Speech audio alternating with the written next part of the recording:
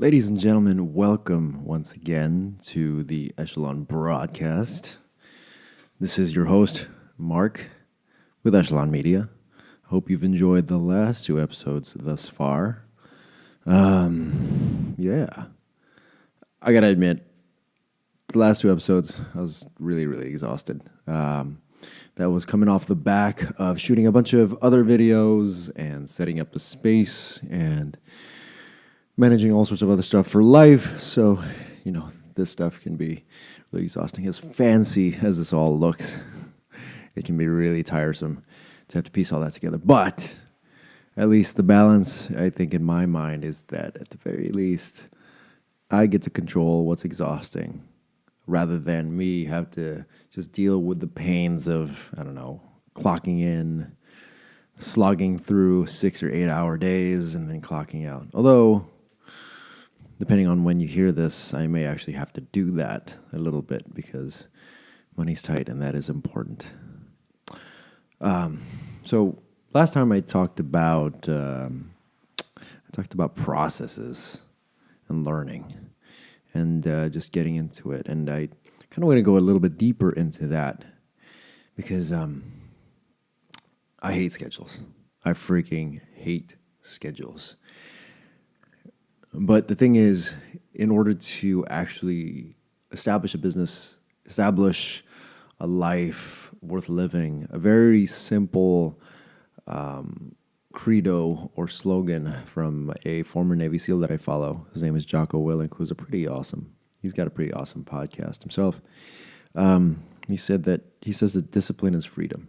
And that means for all things, discipline is freedom, including the times actually where you're not doing anything, is to schedule those in. And I think that that's important to understand because you have to have a respect for the machinery, and that machinery being your body. And if you don't pay attention to that, if you don't give it the time, the space, and the energy to recover, you'll run that machine down. I think it's very critical.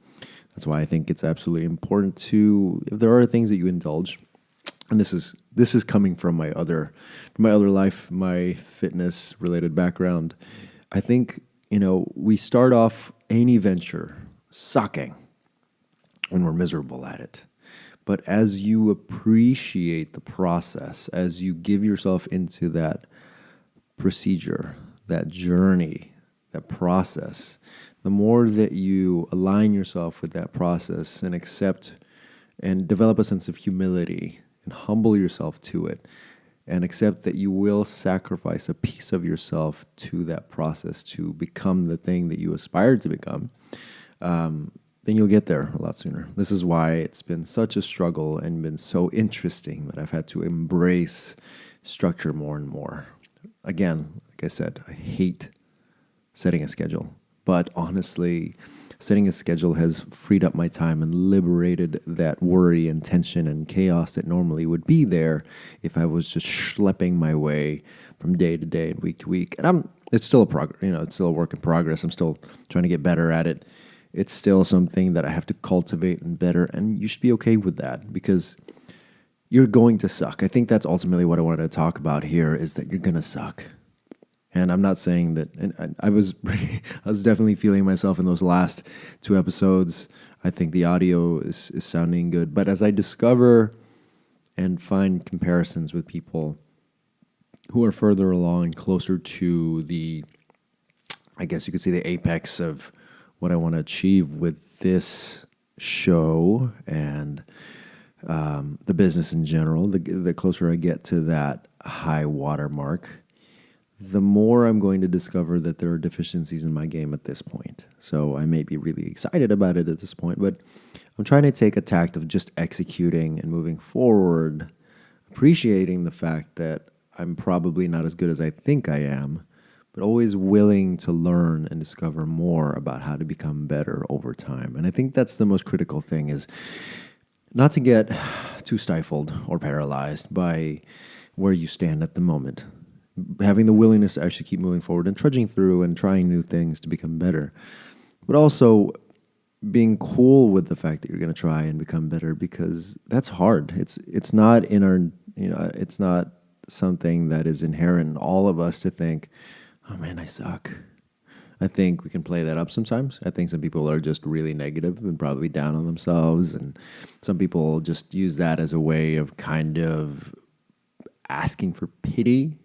I know I've been guilty of this way, way, way back in the past, and I try to strike the balance of.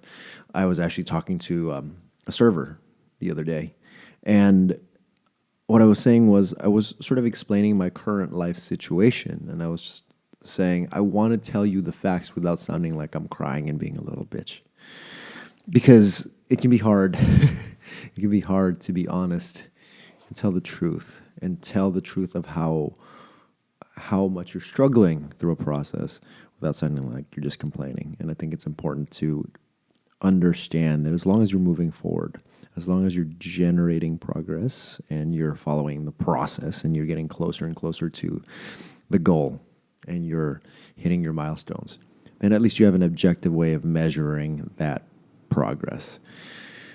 And that to me is actually very, very comforting to know that there is a progression, that you can move forward.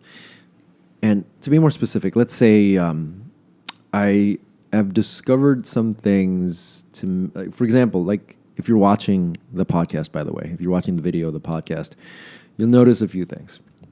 And I'll just kind of break them down. One, the lighting. The lighting is the most prominent thing. It's a very striking color. It's not something that I would normally go for most of the time. I'd pretty much go for like a very monotone black, gray, white look for things. But I'm lighting the studio a very specific way because I want it to be striking. And I'm lighting it so that there are textures and depth and shades and variations and things so that it kind of catches your eye and gives you something to kind of watch and pay attention to. Even accidentally and somewhat incidentally, I guess, is the screensaver that is going across both displays. That would be my MacBook and the display. They've got a look to them that kind of plays well to the scene at the moment. It still feels very mid 2000s. I want to say like 2012 or whatever. It's this whole like kind of hyper saturated color in the background, and I'm wearing a sort of a darker shirt at the moment. But it looks good. It's better than what I would have done typically, which is just having the sort of dingy yellow walls in the background and just having that have that depth of field effect from the lens that I'm using, which is the 50mm Nifty 50 from Canon. So it creates a certain look. Even the lights, the way that the lights are set up, the way that I've got sort of an extra angle with the camera, all these things have taken time to understand. And it's easy to forget when you get better at things, and as they become instinctual, you tend to forget that it took you a long, long time, that you went down this road to become that person, to become good at what it is that you do. And even in the process, I know that there's going to be a point, there's going to be a level of learning involved with bettering my audio presentation for the podcast itself. Or maybe I could just keep it here. And it's just a balance. Like, at what point do you sort of run into the diminishing returns and just say, good enough is good enough? The story is getting across. Is there more that I can expose with this story by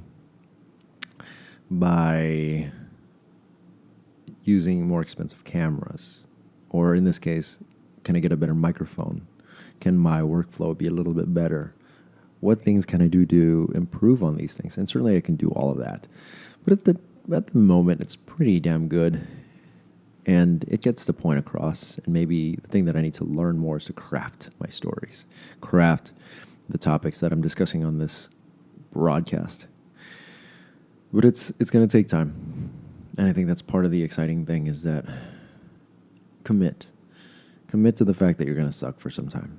You're going to suck. It's going to be an inescapable thing of the process, and you're going to fall flat on your face at times. And some people will do better than others, and maybe inherently because of the fact that I just enjoy talking, I enjoy the process of sharing through words and documenting and having these cool processes, that I've picked up enough sort of instinctively and without much awareness from the people that influence me, the artists and other creatives that have influenced me to sort of develop a sense of style, which is cool because then it's just there. Unfortunately, the tricky thing about it is it may not be replicable because it's just sort of subtly ingrained in me that I can't. It may be a challenge to try and bring that to the surface, to explain that to other people, or to even replicate it for other things. And so that's the thing I try to be mindful of, is the process is always happening. Sometimes you're not even paying attention to the fact that it's happening and you're just getting good. And I say this, I'm trying to say this as humbly as possible. Some people will say that your work is really good, and I try to diminish that, and I don't want to indulge in that too much because I know that I'm sort of given into the process and I want to continue getting better. At the same time, I do try to embrace that blessing, and I try to embrace those compliments because it's a flag. It's a milestone. It's a sign that I'm moving in the right direction, and it's life will very rarely overtly tell you when you're doing something good. Very rarely. And what I've come to know about people who are awarded and given great accolades for the successes that they're generating, so oftentimes they really don't care. They're so in the process. They're so determined to become better and better and hone their craft and develop more and more that it really doesn't matter to them oftentimes. So embrace the fact that you're going to suck. Give yourself into the process. Just keep plugging away and learning and keep taking action.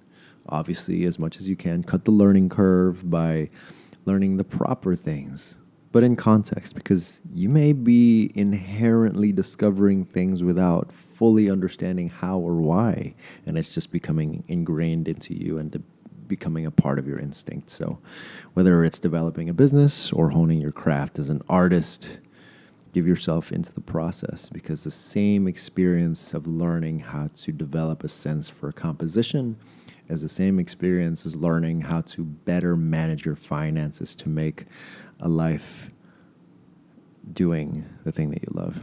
It's all art. Your whole life is art. I mean, shit.